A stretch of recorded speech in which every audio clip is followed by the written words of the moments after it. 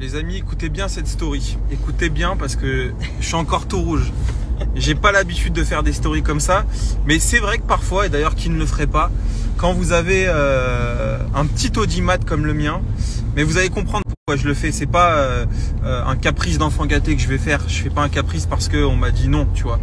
Je vais vous expliquer ce qui s'est passé. Et j'étais hors de moi, j'ai cru que j'allais... Franchement, j'ai cru que j'allais frapper un mec. Je vous le dis, pourtant, vous le savez, avec mon corps de potier, je frappe personne. Je suis pas du tout méchant. Mais là, vraiment, c'était pas cool. Je vous le dis, les gars.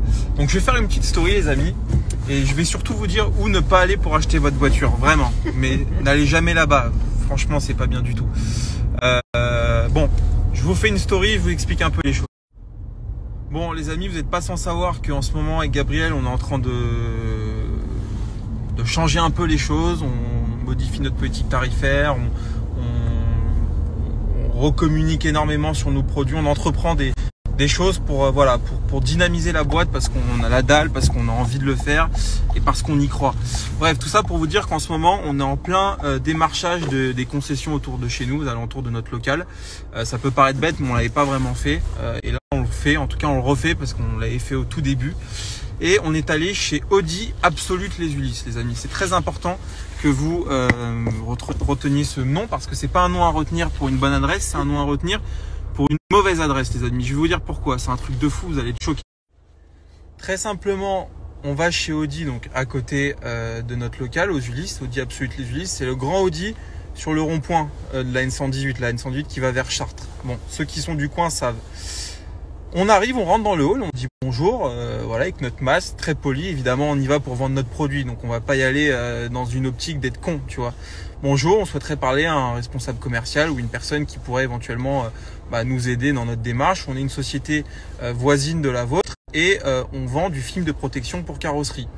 Et là, je tombe sur un monsieur qui est, je l'ai su après par un ami, qui est le responsable de l'atelier. En fait, c'est un mec de 50 ans, complètement frustré, 50 ans ou 60 ans, il faisait un peu vieux, un peu frustré, chauve, barbu. Voilà, ça je le dis. Je sais pas son nom. Si je savais son nom, je vous l'aurais dit, mais j'ai pas pu voir son nom tellement ça allait vite. Et j'aime pas la délation, mais je le fais quand les gens méritent. Et ce monsieur-là m'a dit non, mais de toute façon, on n'est pas intéressé. Et donc le mec entend pas ce que je lui dis, il dit écoute, il dit non, on n'est pas intéressé, ça nous intéresse pas.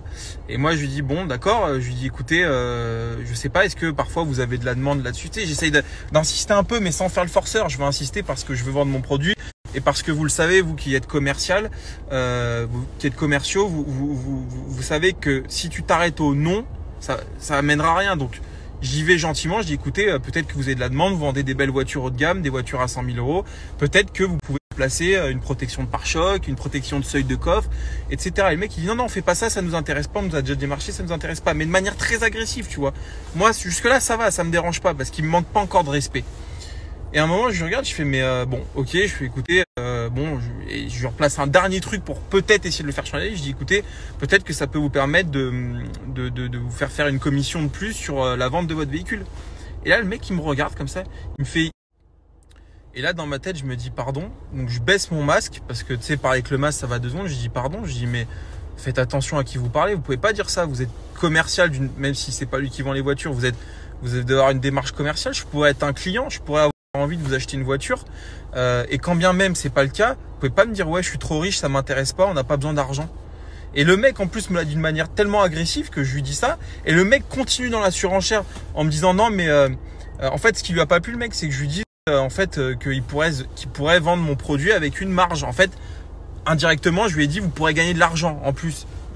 Oui, c'est le principe.